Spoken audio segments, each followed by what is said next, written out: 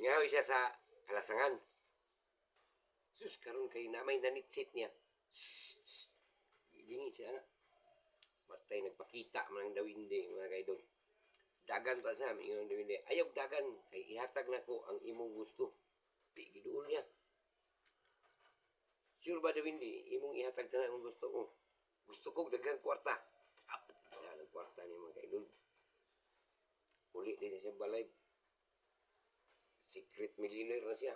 Gusto niyang kanon na Yamang namigong dawindi. Karon kay 58 na yung edad. Ganahan man siya mga babae. Ingnan niya ito amigong dawindi nga. Dawindi, tagay kong isa ka putin. Kaya ako adi na yun mo gahi. Ingon nuloy matuman. Amigo, tagaan ka. Sus karon kay. Diri man gibutang sa agtang sa dawindi.